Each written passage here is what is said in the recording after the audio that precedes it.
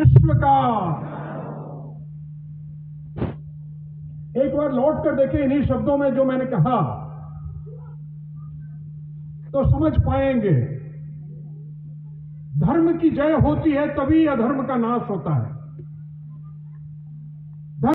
धर्म संस्थापनार्थाय संभवामि युगे युगे।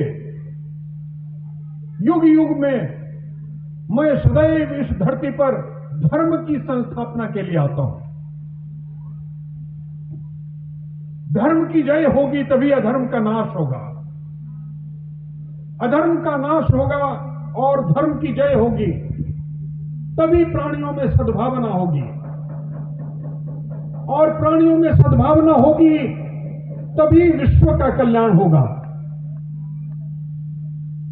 और इसीलिए जो इस पट के ऊपर लगा हुआ प्रथम पंक्ति जिसको हम देख रहे हैं, हिंदू जगे तो विश्व जगेगा, मानव का विश्वास जगेगा,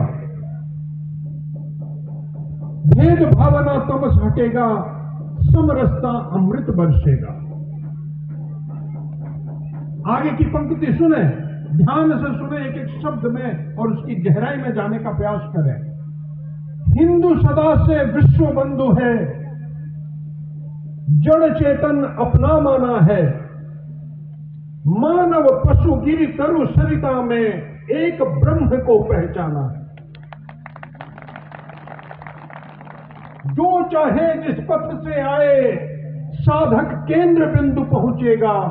हिंदू जगे तो विश्व जगेगा, मानव का विश्वास जगेगा।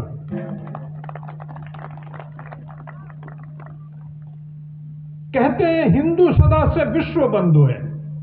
डॉक्टर कलाम ने जब राष्ट्रपति नहीं बने थे, हैदराबाद के कार्यक्रम में बोलते हुए कहा था कि हजारों साल तक गुलामी झेलने वाले इस भारत के इतिहास में एक भी उदाहरण ऐसा नहीं है जब हमने किसी को आक्रमण करके गुलाम बनाने का प्रयास किया।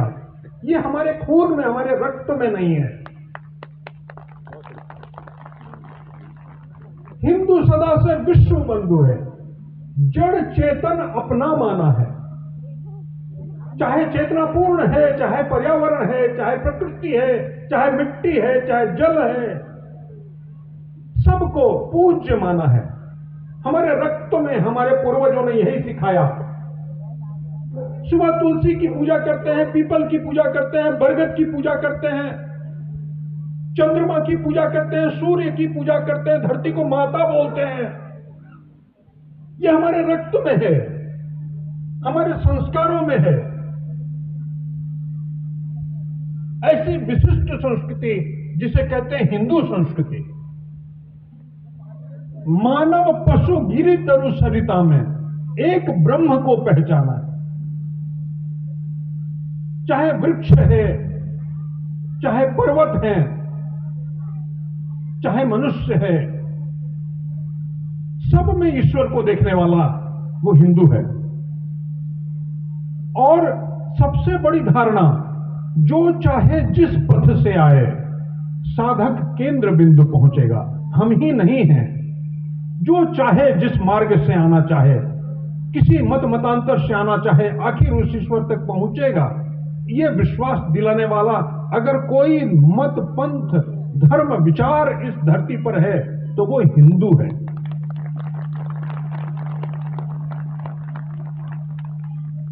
उम्र में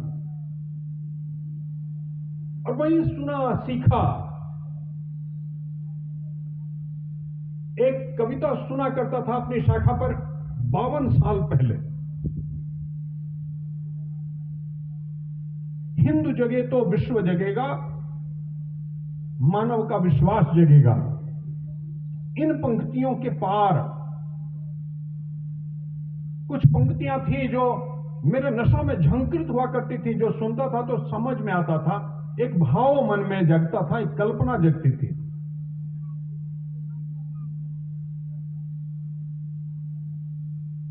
और उन पंक्तियों को, इन भावों को सीखते सीखते, सुनते सुनते मेरे समझ में आया पहली बार कि ये हिंदू क्या है, ये हिंदुत्व क्या है, ये हिंदुत्व की धारा क्या है। सन 1925 में एक मनीषी हुए इस देश में, परम पूज्य डॉक्टर केशव बलिराम हेडगेवार। उन्होंने पूरे देश को देखा, देश की गुलामी की स्थिति को देखा और अपने इतिहास को देखा, अपने अतीत को देखा, और एक भाव उनके मन में जो पूरी तरह स्थापित हो गया, इस देश का वर्तमान, इस देश का भविष्य, इस देश की कथा, इस देश की व्यथा सब एक बात पर टिकती है, और वो है हिंदुओं की जागृति, हिंदुओं का संगठन। और तब उन्होंने एक संगठन बनाया जिसका नाम रखा राष्ट्रीय स्वयंसेवक संघ। 1925 में स्थापित राष्ट्रीय स्वयंसेवक संघ, एकमात्र ध्येय, एकमात्र लक्ष्य, एकमात्र विचार जो समक्ष था, हिंदू संगठन। लोग हंसते थे, क्या कहता है ये, डॉक्टर पागल हो गया। यहां हिंदू तो पूरे देश में कोई दिखता ही नहीं है। यहां मद्रासी हैं, यहां तमिल हैं, यहां तेलुगु, यहां गुजराती हैं, यहां उत्तर प्रदेश वाले, यहां उत्तराखंडी हैं, यहां बिहारी हैं, यहां सवर्ण हैं, यहां पिछड़ी जाति के लोग हैं, यहां अनुसूचित जाति के लोग हैं। हिंदू कहां है? हिंदू भाव कहां है? किस हिंदू की बात करते हैं आप?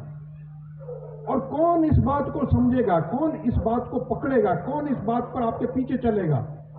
सब हंसते थे, डॉक्टर पागल हो गया। ये कहता है हिंदू संगठित होंगे तो देश का भविष्य खड़ा होगा। तो डॉक्टर हेडगेवार जी के मन में स्पष्ट कल्पना थी, एकदम स्पष्टता थी कि हिंदू कोई पूजा पद्धति नहीं है, हिंदू एक विचार है जो इस मिट्टी के साथ जुड़ा है। ये मिट्टी रह जाएगी, लेकिन विचार खत्म हो गया तो पूरा देश खत्म हो जाएगा, संस्कृति खत्म हो जाएगी, धारणा खत्म हो जाएगी, आचार खत्म हो जाएगा, संस्कार खत्म हो जाएगा, कुछ नहीं बचेगा। और इसका बचना क्यों जरूरी है? हेडगेवार जी कहते थे इसका बचना इसलिए जरूरी है कि हिंदू जगे तो विश्व जगेगा। विश्व की संस्कृति के संरक्षण के लिए हिंदुत्व का बचे रहना जरूरी है। इस विचार को लेकर जीने वाला और कोई धर्म नहीं है दुनिया में। इस विचार को लेकर जीने वाली कोई संस्कृति नहीं है दुनिया में। इस विचार को लेकर चलने वाली कोई पूजा पद्धति, कोई विचार है ही नहीं। तो डॉक्टर जी ने कहा कि दुनिया के, विश्व के भविष्य के संरक्षण के लिए हिंदुओं का संगठन और हिंदू जागृति अनिवार्य है। और वहां से कथा प्रारंभ होती है, राष्ट्रीय स्वयंसेवक संघ। लोगों ने कहा होगा कैसे?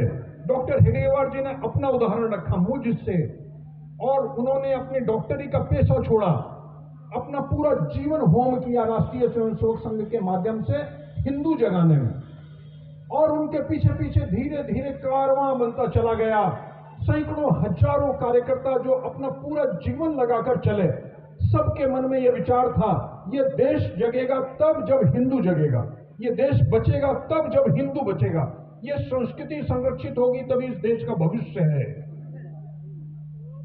और तब 1925 से चलते हुए 1940 तक, जितने वर्ष तक डॉक्टर हेडगेवार जीवित रहे, 1940 में उन्होंने अपना शरीर छोड़ा।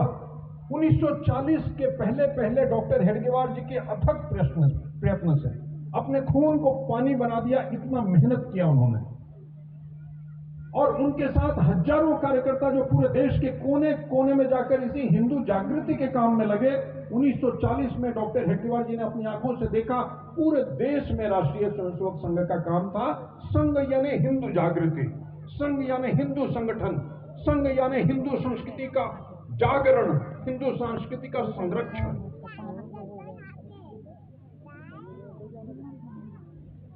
और उसके बाद जो कहते थे कि हिंदू संगठित नहीं होते इस देश में, उन लोगों ने क्या दृश्य देखा। 100 वर्ष की यात्रा पूरी हो गई। 1925 से 2025 को स्पर्श करने वाली हमारी संतति, हमारा सौभाग्य, अपने आंखों के आगे हमने राष्ट्रीय स्वयंसेवक संघ का 100वां वर्ष देखा 2025 में।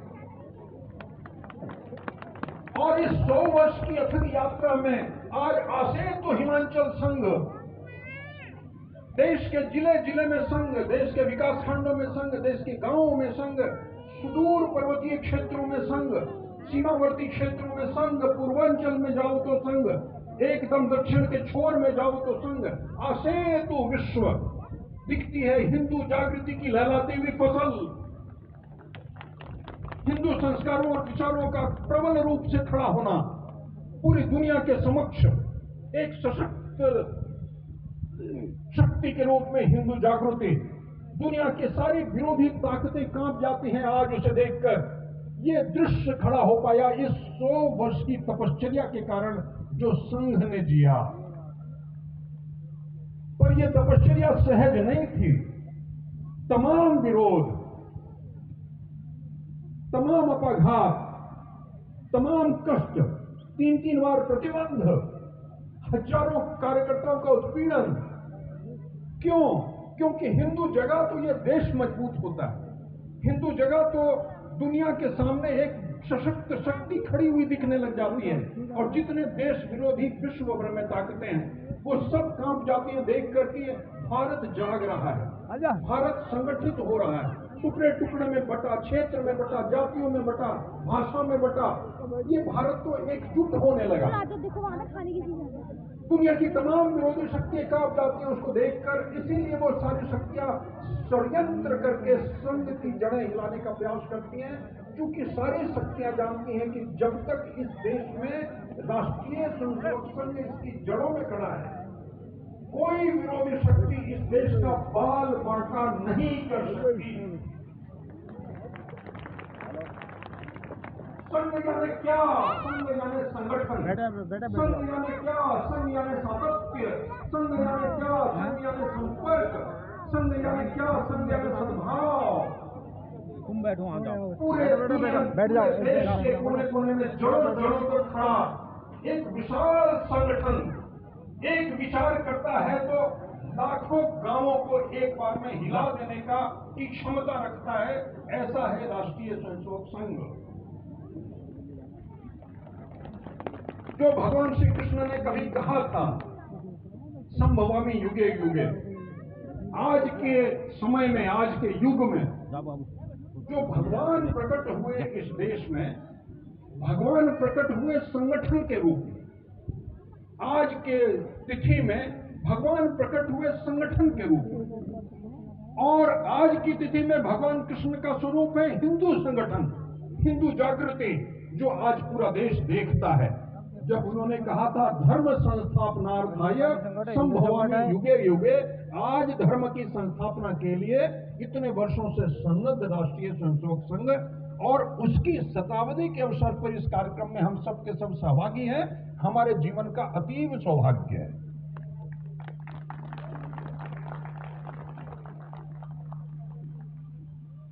एक सहज सी बात जो मेरे मन को छूती है, ये विचार मेरे अंदर, मैं तो यूनिवर्सिटी का प्रोफेसर हूं, कृषि पढ़ाता हूं, फिर ये हिंदुत्व, धर्म, अपना देश, अपनी संस्कृति, अपनी जड़ें, अपना विचार, अपना मत, हिंदू जीवन पद्धति, ये मेरे रगों में आया कैसे? उसके लिए संघ ने एक यंत्र बनाया, उसे कहा संघ की शाखा।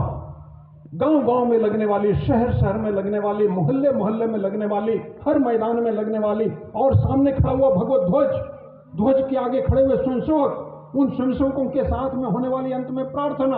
उस प्रार्थना में क्या बोलते हैं? बोलते हैं नमस्ते सदा वत्सले मातृभूमे तो या हिंदू भूमि सुखम वर्धितो हम, महामंगले पुण्य भूमि तो दर्थे पतत्वे शकायो नमस्ते नमस्ते। इस काया के साथ मैं तुम्हारे काम के लिए गिरूं, समाप्त हो जाऊं हे भारत माता, इसीलिए मैं इस धरती पर आया हूं। मुझे इस प्रेरणा से हमेशा लवरेज रखना कि मेरी यह काया तुम्हारे काम के लिए लगे, और ये पूरी काया तुम्हारे कार्य के लिए समाप्त हो जाए, खत्म हो जाए, ये प्रेरणा मेरे जीवन की बनी रहे। ये उस ध्वज के आगे नित्य होती प्रार्थना। और उस प्रार्थना के साथ जो संस्कार है और जो प्रतिज्ञा है कि हिंदू धर्म, हिंदू संस्कृति, हिंदू समाज के संरक्षण के लिए मैं संघ का संशोधक बना, ये प्रतिज्ञा हमारी। और ये जब बचपन में लिया तो वो प्रतिज्ञा मेरा जीवन है, वो प्रतिज्ञा मेरा सपना है, वो प्रतिज्ञा मेरी सांस है। आज मैं प्रोफेसर हूं, आज मैं व्यापारी हूं, आज मैं ठेकेदार हूं, आज मैं डॉक्टर हूं, आज मैं सैनिक हूं, किसी भी व्यवसाय में हूं, लेकिन भाव वही जीता हूं, इस देश के लिए अपनी काया लगे, भारत मां मेरी ये प्रार्थना बना के रखे। छंद की शाखाओं पर गीत बोलते हैं। थाल में लाऊं सजाकर भाल जब, स्वीकार कर लेना दया कर वह समर्पण। गान अर्पित प्राण अर्पित, स्वप्न का क्षण क्षण समर्पित, चाहता हूं देश की धरती तुझे कुछ और भी दो। ये सपना है अपने गीतों में जो हम लोग नित्य अपनी शाखा पर बोलते हैं। इस भाव को लेकर राष्ट्रीय स्वयंसेवक संघ ने पूरे देश के अंदर में एक विशाल स्वरूप खड़ा किया और उस स्वरूप को हम लोगों ने मिलकर जिया 100 वर्षों से। आज हमारे जीवन का ये अद्भुत दिन है कि हम शताब्दी के अवसर पर इतने सारे हिंदूजन उन भावों को फिर से एक बार दोहराने के लिए, स्पर्श करने के लिए, उकेरने के लिए और एक साथ खड़े हुए। ये 100 वर्षों की यात्रा में जिस प्रकार से हिंदू एका खड़ी हुई, 1000 वर्षों की गुलामी के बीच में भी हिंदू संस्कृति, हिंदू समाज बचा रहा, वो सहज नहीं था। हमारे पूर्वजों ने हद से आगे जाकर समर्पण किए, हद से आगे जाकर तपस्या की, हद से आगे जाकर पराक्रम किया। हमारे पूर्वजों ने, हमारी संततियों ने जितना त्याग किया उसका परिणाम था कि ये हिंदू संस्कृति दुनिया में बची रही, अन्यथा सैकड़ों संस्कृतियां आई और खत्म हो गई। लेकिन हमारा भाव क्या था? अटल जी ने कभी लिखी थी कविता, गोपाल राम के नामों पर कब हमने अत्याचार किए, कब दुनिया को हिंदू करने घर घर में नरसंहार किए, कोई बतलाए काबुल जाकर कब कितनी मस्जिदें तोड़ी। भूभाग नहीं, शत शत मानव के हृदय जीतने का निश्चय, हिंदू तन मन हिंदू जीवन, रग रग हिंदू मेरा परिचय। कहते हैं